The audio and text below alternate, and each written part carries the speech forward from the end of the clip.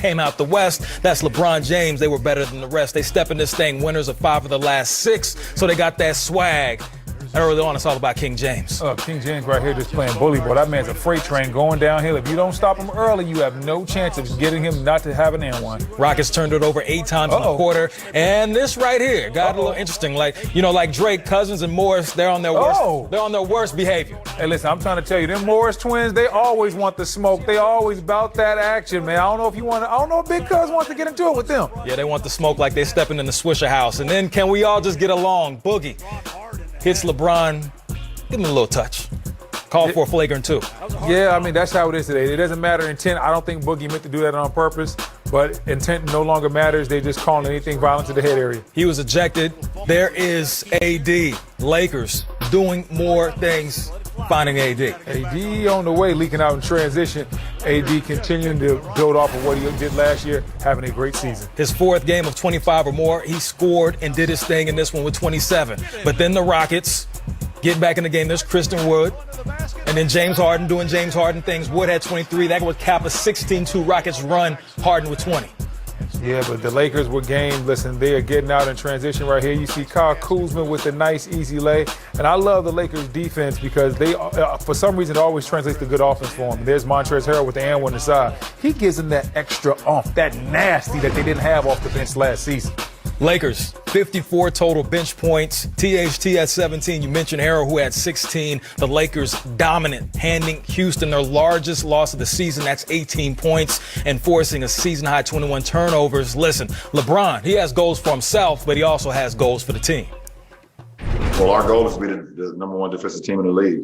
And it's going to take, our film sessions. It's going to take our shoot-arounds. It's going to take the practices when we do get an opportunity to get on the floor, and then the games to continue to work those habits. We added 5 new guys to our rotation this year, pretty much in Trez, Dennis Dominguez, Wes, Mark, and also Taylor. So, we're all getting accustomed to one another, getting down to our rotations, what we want to build, how we build out from the paint to the perimeter. But we want to be the best defensive team in the league, and tonight was a good start to that. What we talked earlier off cam about how good the Lakers they are and not really having any deficiencies, but looking at the defensive side, so far they're 4th in defensive rating. Can they be the absolute best defensive team in the NBA? Yes, this team definitely has the tools to be the best defensive team because you have LeBron James, you have Anthony Davis, you have a guy like Marc Gasol who's a little bit older now, but he still knows where to be and plays good position defense. Defense isn't always about the names on the back of the jersey. It's about the scheme and the guys willing to execute it, being at the right place at the right time, and how much energy and effort are they going to put into every single play and to being consistent. When I look at these Lakers, defense was their calling card last year. Defense can be their calling card once again this year. And the beauty of a team that plays good defense is you can win games when you're not hitting shots. You're not going to hit shots every night. Every time you step out on the court, you're not going to feel it. Some nights it's going to be off. But the Lakers, they can win a game in the 90s, or they can win a game 101 to 102 because they have defense and their defense travels. Brendan, you talked about last season. Now, Candace, we look at this Lakers squad last season. They had so much length. You have a Dwight Howard. You have a JaVale McGee along with AD. The length was there, block shots, protecting the rim. That was their thing. How does that change this season, and how can they be as dominant when they're missing those players? Well, I think now what they've replaced length with is energy. You think about Montrezl Harrell, think about Schroeder, the way that he comes into the game. And it's going to be those type of players that really make a difference. The Lakers saying that they want to be number 1 in defense in the NBA is scary. Because if you think no one wants to play against the Lakers in transition, and you think just from a defensive standpoint, when you're playing defense and the other team is not scoring, that means they're not allowed to set their defense. And you have guys like LeBron James, Anthony Davis playing free in transition without 5 guys behind the ball to stop them. There's no chance for the NBA. A lot of big talk right now for these Lakers.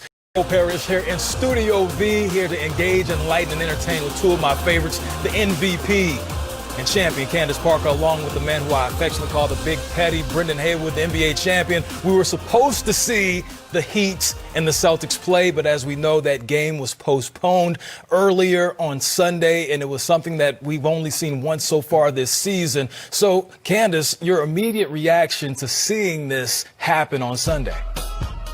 Well, the NBA has said from the beginning, when the schedule first came out, the reason why they're releasing the schedule and the way they're doing it, where the second part of the schedule comes out in March, is because of circumstances like this.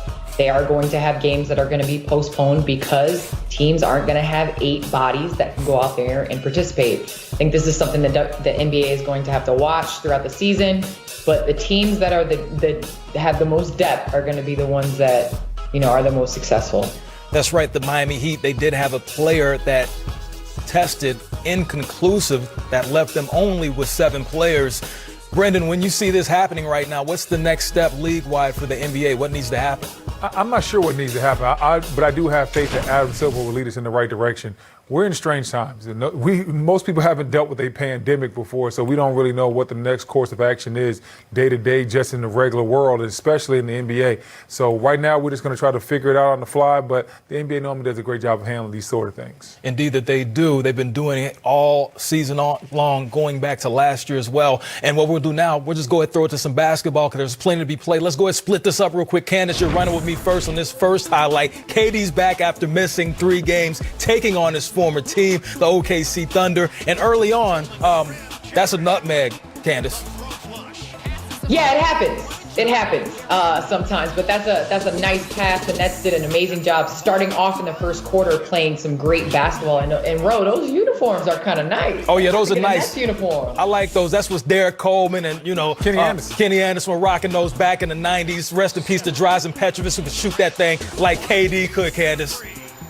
Yes, and boy, did they start off well. But as you'll see in the second half, coming out and giving up 37, yes, I said 37 third quarter points to this young OKC team.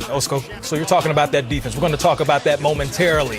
But the takeover, just like Jay-Z, that's Shai Gilgeous-Alexander, who had himself a ball game, 31-7 in the contest. That is a season high for him. And then it's the dunk contest, Diallo. He had 25, 4 assists in the game.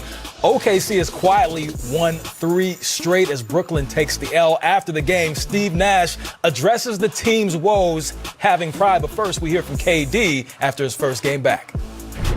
COVID just put us under these circumstances, and a lot of guys around the league are under protocol. So, it's something we knew coming into the season that may happen. So I wasn't too upset about it. I'm glad I'm back playing, though.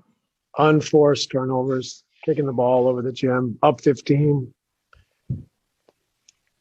Lack of focus gets them right back in the game.